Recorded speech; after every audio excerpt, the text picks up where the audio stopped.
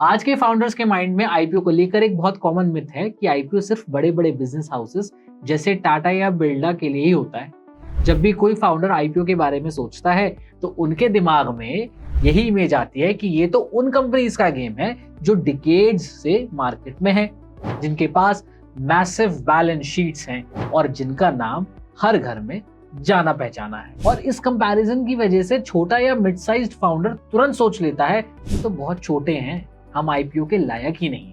चाहे revenue grow कर रहा हो, बिजनेस स्टेबल हो, प्रॉफिट आ रहा हो, फिर भी ये फीलिंग रहती है कि हम अभी उस लेवल पे हैं ही नहीं जहां पब्लिक मार्केट्स हमें एक्सेप्ट करें। धीरे धीरे ये बिलीफ एक मेंटल बैरियर बन जाता है और आईपीओ एक ऐसा डेस्टिनेशन जहां सिर्फ जायंट्स के लिए सीट रिजर्व्ड है। लेकिन सच इससे बिल्कुल अलग है।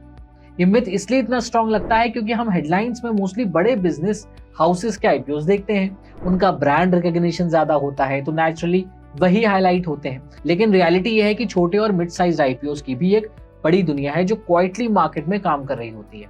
फाउंडर्स एक और गलती करते हैं, वो एब्सोल्यूट साइज को मार्केट रेडीनेस से कंफ्यूज कर देते हैं।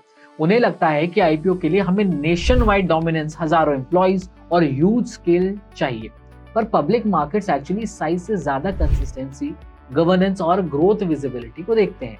इमोशनल एंगल भी काम करता है। जब फाउंडर्स अपने आप को 100 ईयर ओल्ड कॉन्ग्लोमरेट से कंपेयर करते हैं तो अपनी जर्नी हमेशा इनकम्प्लीट लगती है। ट्रुथ ये है कि आईपीओ सिर्फ बड़े बिजनेस हाउसेस के लिए डिजाइन नहीं किया गया है। पब्लिक मार्केट्स का पर्पस ही ये है कि वेल रन बिजनेसेस को कैपिटल और ट्रांसपेरेंसी का प्लेटफॉर्म मिले, चाहे वो छोटा हो या बड़ा।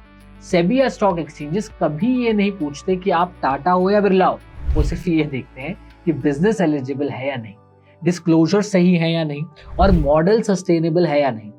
यहाँ साइज से ज्यादा इंपॉर्टेंट होता है डिसिप्लिन और एग्जीक्यूशन। आईपीओ एक्चुअली एक ग्रोथ टूल है, सिर्फ एंड गेम रिवॉर्ड नहीं। अगर हम एग्जांपल्स देखें तो बहुत सारी कंपनीज हैं जो आईपीओ के टाइम पर जायंट्स नहीं थे, जैसे एमटार टेक्नोलॉजीज जो हैदराबाद की एक रिलेटिवली अननोन इंजीनियरिंग कंपनी थी।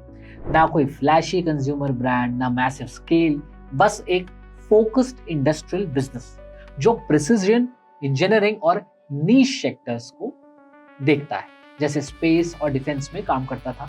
आईपीओ के टाइम पर भी इसका स्किल लिमिटेड था, लेकिन इसके पास strong execution, long term contracts और डिसिप्लिन्ड ऑपरेशंस थे।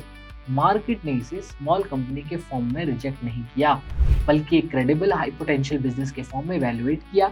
आईपीओ के बाद कंपनी को कैपिटल मिला, विजिबिलिटी मिली और ग्रोथ और फास्ट हो गई। मतलब क्लियरली ये समझ आता है कि आईपीओ आपको बिग होने के बाद भी नहीं मिलता, आईपीओ आपको बिग बनने में हेल्प करता है। इवेंचुअली जब फाउंडर्स इस माइंडसेट से बाहर आते हैं तो उन्हें समझ आता है कि पब्लिक मार्केट्स उन्हें टाटा या बिरला से कंपेयर नहीं कर रहे, वो आपको आपके पीयर्स, आपके सेक्टर, आपके एग्जीक्यूशन कैपेबिलिटी के बेसिस पर इवैल्यूएट करते हैं। और यहीं पे माइंडसेट शिफ्ट होता है। फाउंडर्स हम छोटे हैं, क्या हम आईपीओ कर सकते हैं, से शिफ्ट करके पूछते हैं क्या हम रेडी हैं ट्रांसपेरेंट होने के लिए, डिसिप्लिन्ड बनने के लिए और पब्लिक स्क्रूटिनी हैंडल करने के लिए। क्योंकि आईपीओ का रियल क्वेश्चन साइज का नहीं, रेडीनेस का होता है। अगर वीडियो अच्छा लगा हो तो वीडियो को लाइक, शेयर और सब्सक्राइब करना बिल्कुल ना भूलें।